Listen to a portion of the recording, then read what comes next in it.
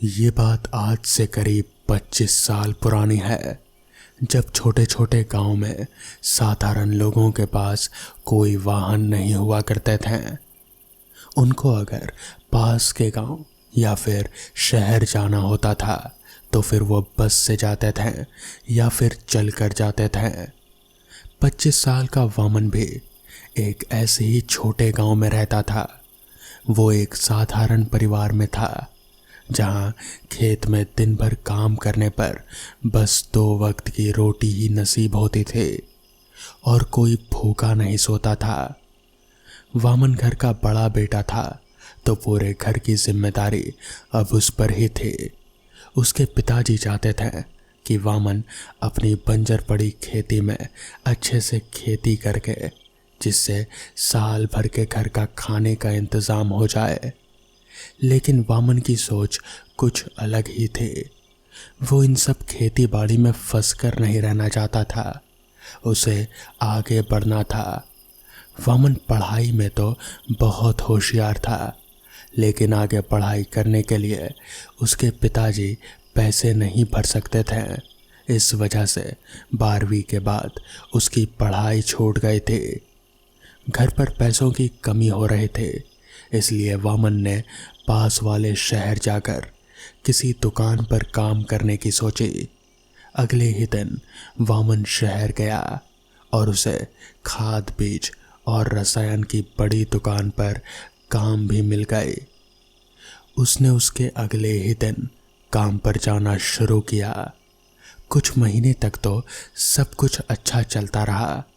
पैसे बचाने के लिए वामन रोज सुबह उसके गांव से बस 2 किलोमीटर दूर शहर के बीच के रास्ते में चलते हुए जाता था और शहर को उसके कुछ पहचान वाले लोगों के साथ चलते हुए रात को वापस घर आ जाता था। अब घर में थोड़ा बहुत पैसा भी आने लगा था, लेकिन वो कहते हैं ना, इंसान को उसका लालच कभी कभी उस पर भारी पड़ जाता है। कुछ ऐसा ही हुआ वामन के साथ। बारिश का मौसम शुरू हो गया था, जिसकी वजह से खाद की दुकान पर रोज भीड़ बहुत बढ़ने लगी थी और दुकान में दिन का हिसाब किताब और माल चेक करने का काम बाकी रह जाता था। दुकान मालिक ने रात को 12 बजे तक जो काम करेगा उसे दुगनी तनख्वाह दूंगा, ऐसा ऐलान किया। तो वामन तुरंत ही मान गया उस काम के लिए।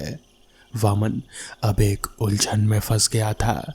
भले ही उसने काम करने के लिए हाँ कर दिया था, लेकिन फिर रात को तो उसे अकेले ही जंगल के रास्ते से चलकर घर जाना पड़ेगा। और उसमें उसने लोगों से ऐसी बहुत कहानियां सुनी थी कि उस रास्ते में बहुत लोगों ने कुछ अजीब देखा है। लेकिन अब उसने मालिक से काम करने के लिए हाँ कर दिया था और अब ऐन मौके पर वो उन्हें मना नहीं कर सकता। उसकी नौकरी भी तो जा सकती है। वामन को कुछ समझ नहीं आ रहा था कि वो क्या करे। वो बस दुकान में कुर्सी पर बैठे सोच रहा था। फिर उसने तय कर लिया कि कुछ भी हो जाए, वो रात को यहाँ का काम ख़त्म करके ही घर जाएगा। उसने अपने गांव के आदमी के पास वो आज देर से आएगा ये अपने घर पर बताने के लिए कह दिया और काम पर जुट गया। वैसे भी जंगल आधा कटा हुआ था और अब उसमें कोई जंगली जानवर भी नहीं बचे थे। ये सब इंसान ही की करने थे। फिर भी लोग उस जंगल में जाने से रात को पता नहीं क्यों डरते हैं। लेकिन वामन वहां से जाने की हिम्मत करने वाला था। वामन मन लगाकर अपना काम करता रहा और आखिरकार रात के 12 बजे तक उसका काम भी खत्म हो गया और वो अपनी टिफिन बैग हाथ में लेकर वहां से अपने घर के लिए निकल पड़ा। शहर से बाहर निकलते ही जंगल का रास्ता शुरू हो रहा था। आज जंगल की तरफ देखकर लग रहा था मानो वो कब से वामन को निकलने को तैयार ही बैठा था, बस उसका ही इंतजार कर रहा था। आज अमावस की रात थी। चारों तरफ घना अंधेरा छाया हुआ था। लगातार कभी ना रुकने वाली रात कीड़ों की आवाज़ें जंगल के चारों ओर से आ रहे थे। बीच बीच में किसी कुत्ते के रोने की आवाज़ आ रहे थे, कभी पेड़ के पत्तियों की आवाज़। जंगल के इस सन्नाटे को देखकर लग रहा था ये कोई तूफान के आने के पहले की शांति है। जंगल की ये रात कीड़ों की आवाज़ें वामन को अब बेचैन कर रहे थे। वामन भगवान का नाम लेकर जल्दी जल्दी चलता रहा और मन ही मन में उसने तय कर लिया कि वो कैसे भी करके आज बस घर पहुंच जाए, फिर कभी भी वो ऐसी रात वाली ड्यूटी कभी नहीं करेगा। खैर, वामन भगवान का नाम लेकर चलते ही जा रहा था। वो अब जंगल के बीचों बीच, जहाँ पर एक बहुत बड़ा बरगद का पेड़ था, वहाँ तक आ गया था। लेकिन अचानक ही साफ मौसम ने अपना रुख बदल दिया और आसमान में घने काले बादल छाने लगे। आसमान लाल नजर आने लगा, हवाएं तेज चलने लगी, कुत्तों के रोने की आवाज़ और तेज हो गई, मानो ये बताना चाह रही हो कि वामन अब फंस चुका है। वामन डरकर वहां से भागता, उससे पहले ही तेज मूसलाधार बारिश शुरू हो गई। वामन ने अब एक अच्छी जगह रुकने की सोची। उसने सोचा, इधर उधर देखा तो उसे एक घना बरगद का पेड़ दिखाई दिया। वो इतना घना था कि उसके नीचे बारिश की बूंदें भी नहीं गिर रहे थे। वामन तुरंत भागकर उस पेड़ के नीचे जाकर खड़ा हो गया। पेड़ के नीचे खड़े होते ही वामन को घुटन सी हो रहे थे। लग रहा था जैसे कोई उसकी सांसें रोक रहा हो, लेकिन उसके आसपास तो कोई दिख नहीं रहा था। वामन का दम घुटने लगा। वो धीरे धीरे नीचे बैठने लगा, लेकिन तभी उसके हाथ में पहना हुआ पीतल का कड़ा किसी चीज में अटक गया। लेकिन वामन को ठीक से सांस ना ले पाने की वजह से बहुत तकलीफ हो रहे थे, इसलिए उसने तुरंत अपना हाथ खींच लिया। लेकिन उसका हाथ खींचते ही आसमान में तेज बिजली कड़की और वातावरण में और भी ज़्यादा डर फैल गया। बारिश के साथ साथ अब तूफान भी आ गया था। वामन को अब वहाँ रुकने से डर लग रहा था। वो जैसे तैसे वहाँ से उठा और भागने लगा। थोड़ी देर में अचानक ही बारिश भी रुक गई और मौसम भी एकदम साफ हो गया। तो वामन की भागने की गति और थोड़ी कम हो गई। वामन अब तेज कदमों से चल रहा था। अचानक ही उसके सामने एक धुंधली सी सफ़ेद आकृति दिखने लगी। वामन उसे देखने के लिए आगे बढ़ा। वो धीरे धीरे आगे बढ़ा तो एक आदमी उसे वहीं पर खड़ा दिखा। इतनी रात को यहाँ पर एक इंसान की मौजूदगी देखकर वामन की खुशी का ठिकाना न रहा और वो भागकर उसके पास गया। कौन हो आप और इतनी रात का यहाँ पर क्या कर रहे हैं? वामन ने उस आदमी के साथ चलते हुए कहा। वामन ने उस आदमी के चेहरे को ठीक से देखा तो वो उसे कुछ जाना पहचाना सा लग रहा था, लेकिन उसे याद नहीं आ रहा था। काले रंग का सर्द चेहरे वाला आदमी उस काली रात में और भी डरावना लग रहा था। मैं सामने के गांव में रहता हूँ। आज काम से देरी हो गई मुझे घर जाने के लिए और बारिश शुरू हो गई, इसलिए रुका हुआ था। तुम बताओ? उस आदमी ने बिना किसी भाव के कहा। अरे वाह, ये तो बहुत अच्छी बात है। मेरा नाम वामन है और मैं भी सामने वाले गांव में ही रहता हूँ। मैं यही सोच रहा था कि आप कुछ जाने पहचाने से लग रहे हो। शायद मैंने आपको अपने गांव में ही देखा होगा। वामन ने मुस्कुराते हुए कहा, लेकिन अभी भी उस आदमी का चेहरा शांत ही था। मैं अकेला ही जाता हूँ रोज़ यहाँ से गांव की तरफ। क्या तुम मेरे दोस्त बनना चाहोगे? अचानक ही उस आदमी ने सर्द चेहरे से कहा, जो उसे बड़ा अजीब लगा। लेकिन वामन को भी साथ चाहिए था, इसलिए वो तुरंत मान गया और खुशी से हाथ मिलाने के लिए उसका हाथ अपने हाथ में ले लिया। लेकिन जिस गति से उसने हाथ में लिया था उसी गति से छोड़ भी दिया। तुम्हारे हाथ इतने ठंडे क्यों हैं? ऐसा लग रहा था मानो जैसे उसने बर्फ हाथ में ले लिया हो। वामन ने उसे अजीब नज़रों से देखते हुए पूछा, वो अभी थोड़ी देर पहले बारिश में भीग गया था ना, शायद इस वजह से हुआ होगा। उस आदमी ने कहा, अरे हाँ, मैं तो भूल ही गया बारिश के बारे में। वामन ने कहा। वामन को भी वो आदमी बहुत अजीब लग रहा था। अब वामन को बारिश में भीगने से जितनी ठंड नहीं लग रहे थे, उससे कई ज़्यादा ठंड उसे उस आदमी के करीबी से लग रहे थे। इसलिए वो उससे थोड़ा दूर होकर चलने लगा। वैसे तुम्हारा नाम क्या है? वामन ने पूछा। मेरा नाम है मोहन, मोहन काले। मोहन ने सर्द लहजे में जवाब दिया। अच्छा नाम है, मैंने कई बार सुना हुआ सा लग रहा है, लेकिन याद नहीं आ रहा। वामन ने अपने दिमाग पर जोर डालते हुए कहा, तुम मेरे दोस्त बन गए हो, तो क्या तुम मेरी किसी भी चीज़ में मदद करोगे? मोहन ने सामने देखते हुए पूछा। हाँ, सीधी बात है, अब तो दोस्त बन गए, तो दोस्ती में तो फ़र्ज बनता ही है। मैं आपका काम करूँगा और आप मेरा काम करिएगा, बस ऐसे ही चलेगा और क्या। ठीक है, अब इस बात से मुकर मत जाना। मोहन ने जवाब दिया। हाँ दोस्त, बिल्कुल, मेरा पक्का वादा रहा। वामन ने उसका हाथ वापस से पकड़ते हुए कहा, लेकिन हाथ बर्फ की तरह ठंडा होने की वजह से उसने वापस से तुरंत छोड़ दिया। दोनों बातें करते करते गांव की सीमा के पास पहुंच रहे थे।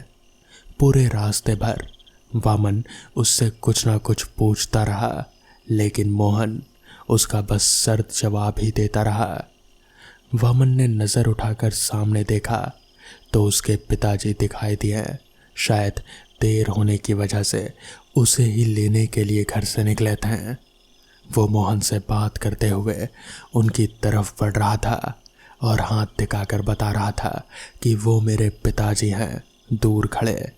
उसके पिताजी उसे बड़ी अजीब नज़रों से घूर रहे थे। वामन गांव की सीमा पार कर अंदर चला गया। उसने पीछे मुड़कर देखा तो मोहन बाहर ही खड़ा था। तो उसने पूछा, क्या हुआ, तुम बाहर क्यों खड़े हो? मैं अंदर नहीं आ सकता, मोहन ने कहा। लेकिन क्यों? वामन ने हैरानी से पूछा। अब मुझसे चला नहीं जा रहा, ऐसा लग रहा है जैसे चक्कर आ रहे हैं। क्या तुम मेरा हाथ पकड़कर चलोगे थोड़ी देर? मोहन ने विनती करते हुए कहा। अरे इतनी सी बात, अब दोस्त किस काम के लिए हैं, बस लाओ अपना हाथ लाओ। इतना कहकर वामन ने उसका ठंडा हाथ पकड़ लिया और गांव की सीमा से उसे अंदर ले जाने लगा। इससे पहले कि वो उसका पहला कदम अंदर लेकर आता, उससे पहले ही वामन के पिताजी ने उसके उस हाथ में, जिसने कि उससे मोहन का हाथ पकड़ा हुआ था, उस हाथ में अपनी लाठी मारी। और जैसे ही मोहन का हाथ वामन के हाथ से अलग हुआ, वामन के पिताजी ने उसे तुरंत ही गांव से अंदर की सीमा की ओर खींच लिया। वामन ने तुरंत ही अपने पिताजी से डांटते हुए कहा, ये क्या कर रहे हैं आप? वो बेचारा बीमार है, उसने मेरा हाथ पकड़ने को कहा था। इस पर वामन के पिताजी ने उसे समझाते हुए कहा, तू पागल हो गया है क्या? तुझे अंदाजा भी है तो भी क्या करने जा रहा था? तू नहीं जानता वो कौन है? वो कोई इंसान नहीं है, वो एक प्रेत है। वो इसी तलाश में है कि गांव का कोई आदमी उसे अपने साथ उसे गांव के अंदर ले आए। तू नहीं जानता मोहन को? वो मोहन जो जो अब अपने खेत के साथ चलकर मर गया था। तू नहीं जानता उसे? ये सुनकर वामन को सब कुछ याद आ गया। उसे समझ आ गया कि मोहन कौन है, और फिर उसके पैरों तले की जमीन जैसे खिसकने सी लगी। उसे बहुत डर लगने लगा और डर के मारे वो वहीं जमीन पर बैठ गया। उसका दिमाग दर्द के मारे फटे जा रहा था। उसने गांव की सीमा के बाहर की ओर देखा तो मोहन वहां से गायब था, जिसके बाद उसके पिताजी उसे वहां से घर ले आए और फिर उसे बताया, तू जो करने जा रहा था उससे गांव का सर्वनाश हो जाता। तू नहीं जानता कि वो आत्मा कितनी ही शक्तिशाली है और वो कितनी बुरी आत्मा है, तुझे कोई अंदाजा भी नहीं है। वो तो अच्छा हुआ कि मैंने देख लिया, वरना पता नहीं क्या होता। उस दिन के बाद से वामन ने वो शहर की दुकान का काम छोड़ दिया और खेती बाड़ी में जुट गया। तो दोस्तों, ये थी आज की पहली कहानी। तो चलिए बढ़ते हैं आज की दूसरी कहानी की ओर। मैं लखीमपुर में ही जन्मा और पला बड़ा था। 12वीं के बाद ही बीटेक करने के लिए बेंगलोर चला गया और उसके बाद कुछ साल नौकरी करके अमेरिका। अभी 2 साल पहले ही अमेरिका से वापस भारत आया हूँ। पैसा काफ़ी जमा हो गया है। अब सोच रहा हूँ कुछ बिजनेस शुरू करूँ। नौकरी से अब उकता गया हूँ।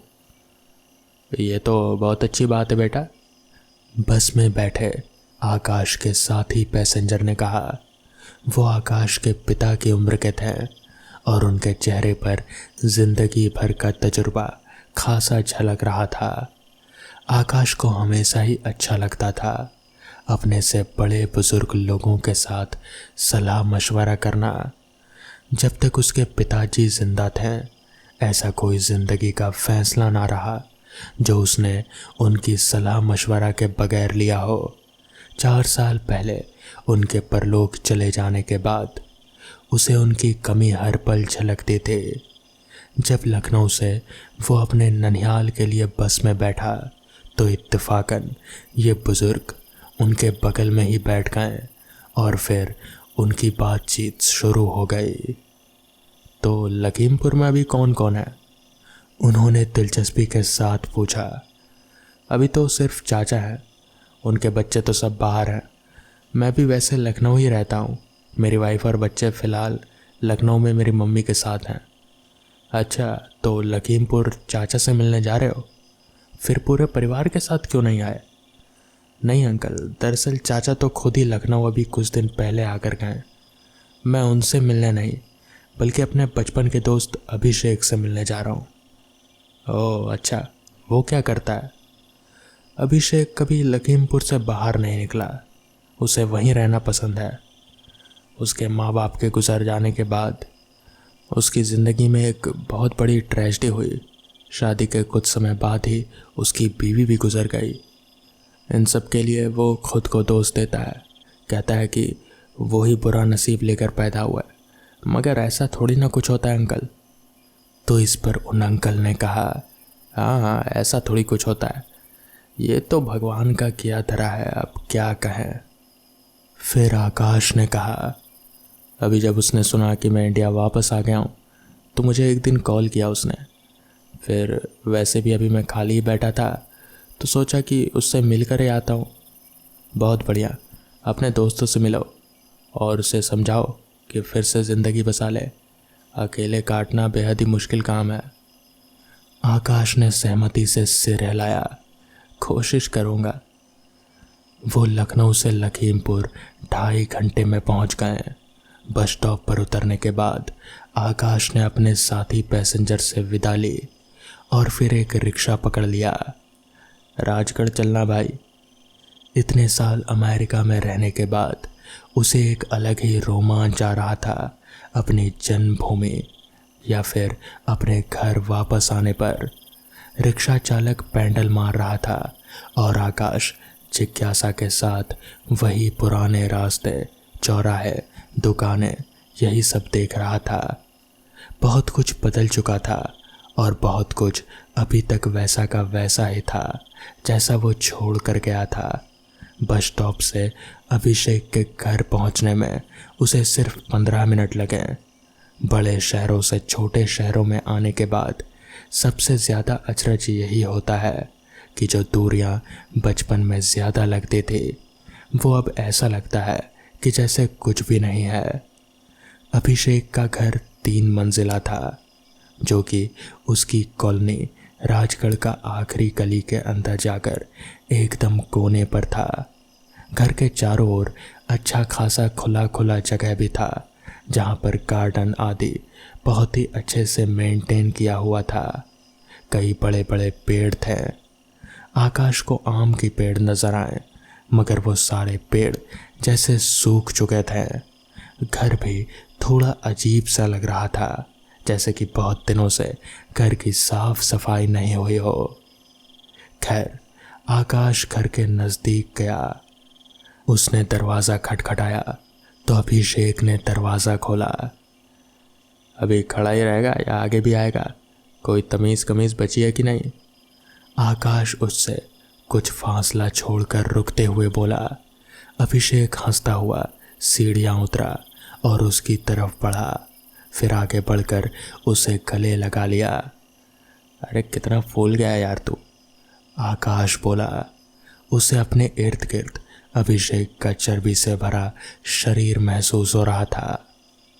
सब गांवों का आबो हवा खान पान का असर है, तुम अमेरिका वालों को तो कुछ फर्क ही नहीं पड़ा।